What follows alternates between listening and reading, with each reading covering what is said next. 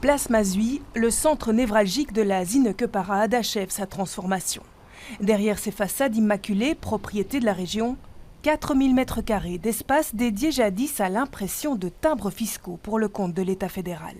Un passé industriel que les architectes ont tenu à conserver. Sur les anciens plans, on a trouvé un peu comment le bâtiment fonctionnait en tant qu'imprimerie. On voyait où le papier rentrait, où il était imprimé, où il était découpé, etc. Donc, et cette boucle de production qu'on trouvait dans l'architecture, en fait, on l'a rematérialisé et réouvert. Il y avait beaucoup de murs qui étaient maçonnés, donc on a refait des portes sur la taille des chars des Zinneke maintenant, évidemment.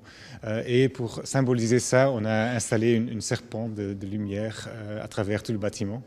Une rénovation exemplaire aussi en matière de réemploi, à l'image de cet escalier récupéré sur un chantier de démolition du quartier nord, ou encore ce mobilier conçu à partir de matériaux de récupération jusqu'aux fenêtres dépareillées de cette façade. On ne fait pas de déchets, on évite les impacts liés à la production de matériaux neufs, et puis culturellement et au niveau social, le type de travail que ça implique, en fait en général avec le coût d'un matériau de réemploi, c'est un coût qui va aller plutôt vers du travail que vers de l'extraction de matières neuves. Et donc ça c'est intéressant parce que ça vient avec des questions de formation, des questions de savoir-faire, des questions d'artisanat qui ont été ici pas mal explorées dans ce projet également.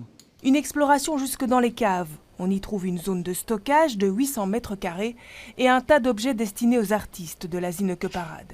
Un lieu volontairement flexible et ouvert sur le quartier. D'ici jusqu'au juin, le bâtiment se remplira au fur et à mesure. Et une fois après juin, après la parade, le bâtiment se vide et là on met à disposition les espaces pour d'autres associations culturelles, pour des associations de quartier, etc. Coût total du projet, plus de 4 millions d'euros financés par la région et le Fonds européen FEDER.